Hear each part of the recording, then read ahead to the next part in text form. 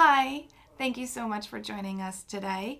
I just want to remind you that we are a very busy working office, and so in the background you might hear some noise. But bear with us, and thank you for joining.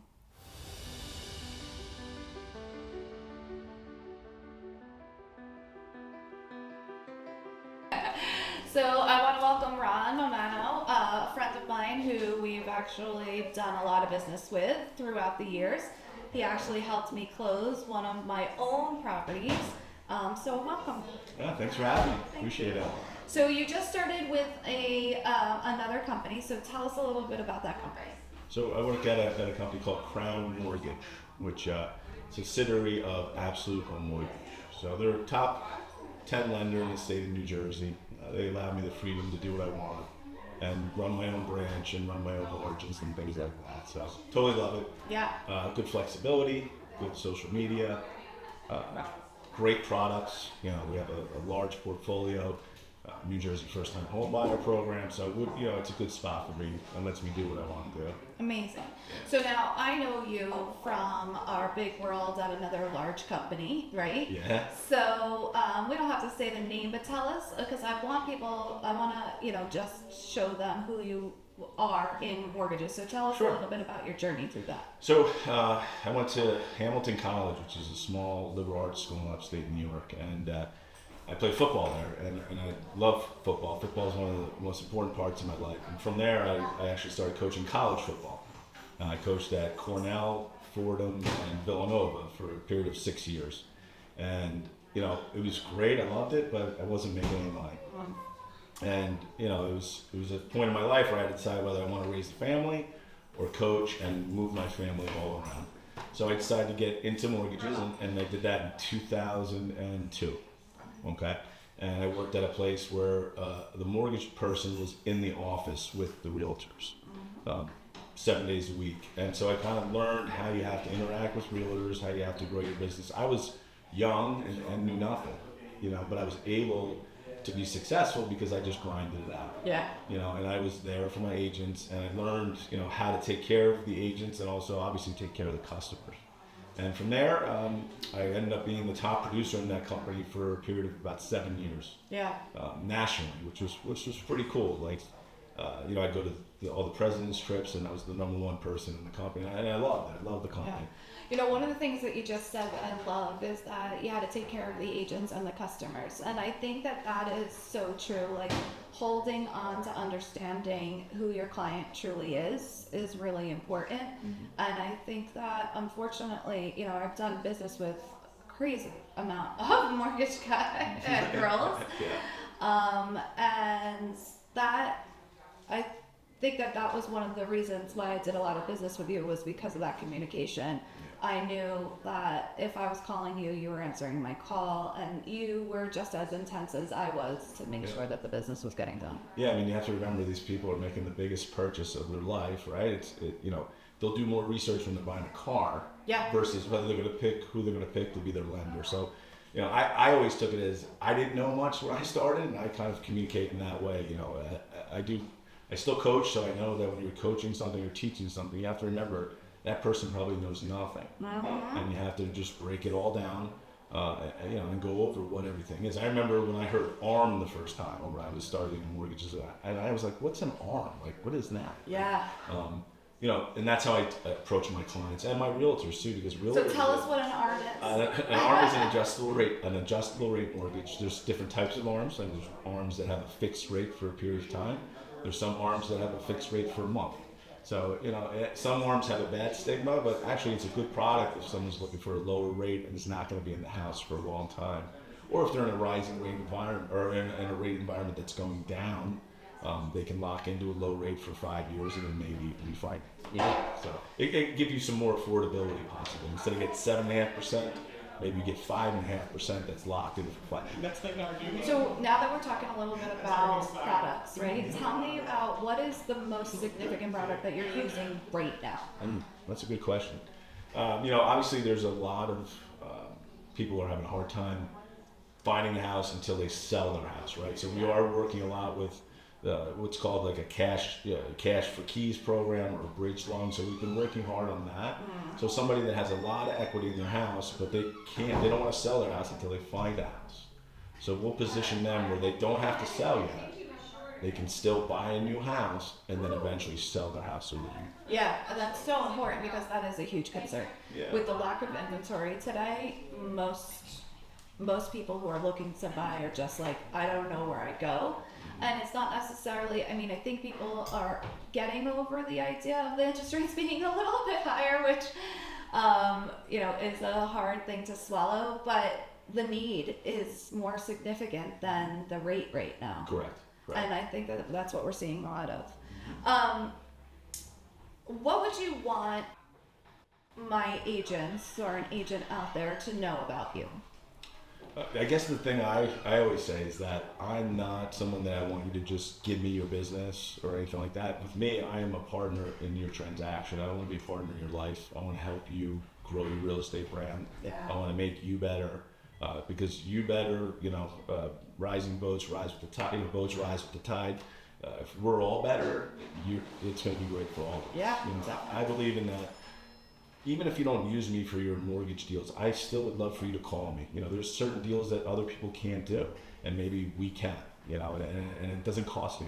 Mm-hmm. So, just the advice. Yeah, and I don't want to, you got to use my guy Ron or this or that. I just want to be a partner with you in that. Let's get together. Let's make things work. Let's move the market. Let's do creative things, and let's just be really good at our job. There's a stigma that sometimes that realtors or mortgage lenders it's a job. Yeah. If you do it right and you work at it and you work together, you could be really successful. I love that.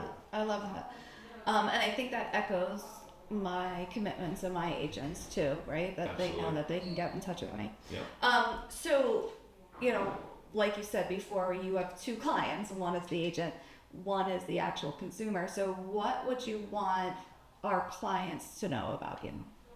That's a great question. I mean, clients need to know that I'm going to take care of every aspect of their transaction, that I'm available. Some clients need to talk on a Sunday at 7. Let's do it. It's what, and I'm available in any type of communication, cell, text, whatever.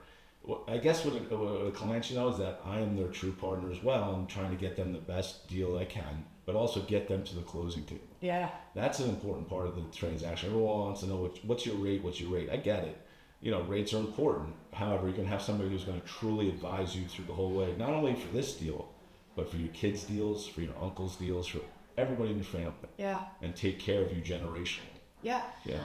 And I love that. Again, I think that echoes a big voice that we try and position ourselves here at Goldstone, which is the referral, right? It's more important for them to have referral business moving forward so that they can lock in.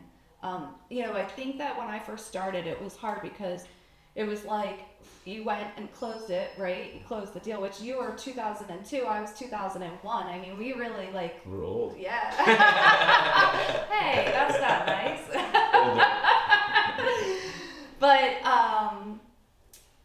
I was 2001 when I started with the company with you. Yeah. 97 when I got my license. Weekend.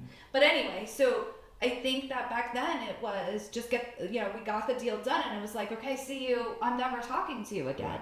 And now it's this, it's been a huge aha moment for me in my career with my agents and my clients as well, of looking to the future. This isn't the first step that I want to take with you. And I have people who now I've sold them houses and who now we're working with their kids and stuff, which is crazy. Yeah, I mean, I know you're an office and a person that will always do a buyer's consultation, which I love. Yeah. And that's one of the things, if I want to partner with an agent, I don't just partner with agents who are, not going to be into it the way we are. I want someone who's going to be a true advisor. And I love that about your office, where I know your agents have a buyer come in, they sit down, they go over what they can do for the buyer, and they educate them for that whole process. And that's, you do open houses. I know you do the social media. Again, it's not just you're not just a boutique small place or a gigantic place. You're a good fit because you have people that want to work with people. I appreciate that. Yeah, and I hope that message is true because it's really what I'm trying to. Mm-hmm. So, I mean, I know that this is, the topic of conversation and a lot of people are. So what are the mortgage rates right now? we're sitting here, it is May 5th, Cinco de Mayo. But what are the mortgage rates? What are we holding at? So rates have kind of moved around since the beginning of the year. They're holding steady. I mean, right now, if you do an FHA loan, I mean, you can get an FHA loan at 6%. If you do, and that's, you can go through the New Jersey First Time Home Buyer Program to get that. There's conventional rates are hovering in the high sixes, and if we look at the grand scheme of rates, that's not that high.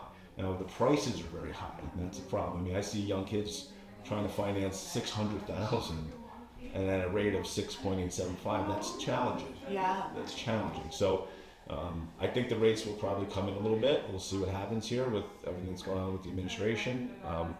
But again, they're not terribly high. I think there needs to be more products, which I think we're working on as a company. I didn't want to go to a company that's not stuck in the mud and only does a 30-year fixed product. Some people have different needs. I mean, commission-based people sometimes like a product where they could pay differently each month. The old cozy and coffee loan, which I won't get into, but there's products for everybody. So I don't want to go around your question with the rate thing. No, I understand that because it's not necessarily, it's so fluid, it changes all the time. I want to get back to doing interest only. Let's be that's honest. crazy, but if you can do interest only and it's a lower payment for the borrower, they're not paying much principal anyway on a normal loan, and then they can pay more when they want. As long as they're educated up. Correct. Yeah. Which is, so, but to be honest, when I'm, out and about and I'm listening to people talking about the rates, a lot of times they're still saying that they're in the sevens. Mm-hmm. And I think that there's a policy that they haven't come down at all. Right. And so for the ones who aren't even looking yet because they just believe that that's where it is, I think it's good for us to educate them and let them know. I mean, historically, for us, right, in the historic, I came in when the interest rates were just coming off of the teens. Yep, absolutely. They were like 13, right? And so now to look at, we had crazy where it was 3%, and now it's normalizing out. And we always know that we can refi it as the market. Yeah, and I think a lot of that's a good point. People talk about rates and like, oh, well, why would I ever leave my 3.5% rate? Well, if you look at your rate, even if it's 3.5% and you did it 2 years ago, you're still paying mostly interest anyway. If you look at your amortization, if your payment's $2,000, you're still, even if your rate's 3.25%, you're still paying $1,600 in interest. Right. So you got to look at it apples to apples, not just, wow, I don't want to leave this rate because I'm at a higher rate. Well, you can do a different product when you buy. If you did a 15-year at 5.25%, it's going to be less interest than a 30-year at 3.25%. And I think people just never sit and talk about it. Demand for need is going to overweigh the let's say the urgency or the doubt. Let's say that's the word I was looking for. The doubt of the interest rate. It's going to be, I had a baby, I'm retiring, I lost a job, there was a, God forbid, a death or an illness in the family, a divorce, all of those things, all of those life changes are going to echo what we have to do and where we need to move to. Well, I want to thank you for coming by and introducing yourself, and I hope you all enjoyed this, and we will see you next time on our podcast.